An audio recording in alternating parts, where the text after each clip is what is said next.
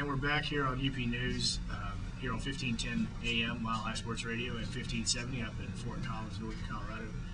Betsy Markey's been our guest. She's going to give CD4 a great opportunity for a new day in that district. Betsy, thank you so much for being on the show. Thank you, Wade. It was my pleasure. And if you want to get in touch with Betsy or volunteer for her, what was that website again?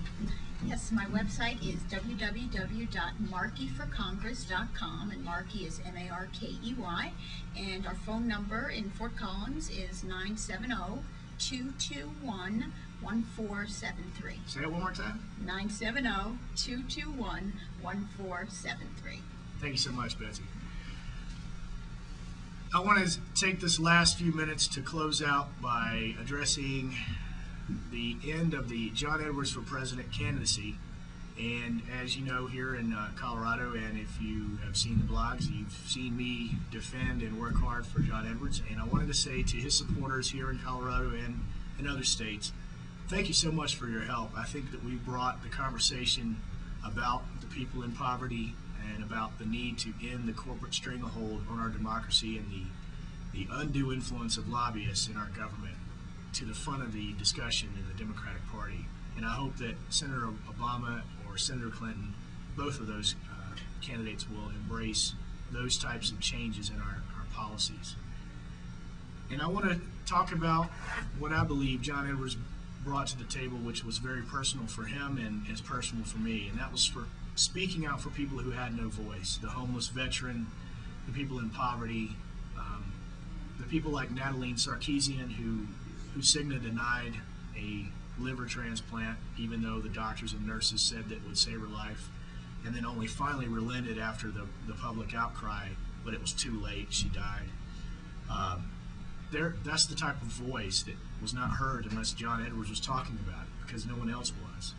And there was another person here, even in Colorado, Keith Sullivan, who called into the Ed Schultz show, is a homeless veteran who lost his wife and son in a car accident and went on hard times. And he called into the Ed Schultz show, and Ed Schultz contacted Senator Edwards because the whole tiff was over when Bill O'Reilly,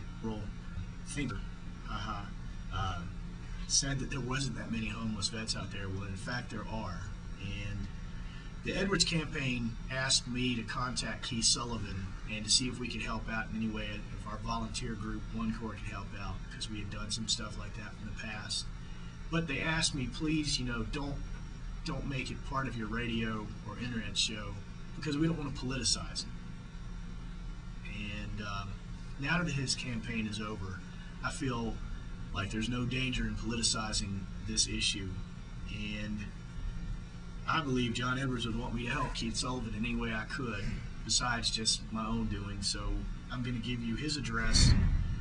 That's Keith Sullivan, 15216 CR 240, Bayfield, Colorado 81122. 81122. He's moving to Durango and has found some work through the help of the outreach of some of the people in the community, but he still needs some more help. So if you want to send him a gift certificate to Safeway or King Soopers or something like that, that would be very appreciated. Once again, thank you, John Edwards, for bringing the voice of the voiceless to the table and changing this course of the debate in this campaign. We're going to miss you, and we hope we see you in the White House in some type of, the next administration in some type of capacity. Thank you, John and Elizabeth, for what you've done. Signing off, this is Wade Norris for UP News here on Mile High Sports Radio, 1510 AM and 1570 AM. My guest has been Betsy Markey. Thank you so much, Betsy. Thanks for having me on the show, Wade. And you can check out this interview on www.ultimatepolitics.net. And if you have any questions, you can email me, wade@ultimatepolitics.net, and we'll see you next time.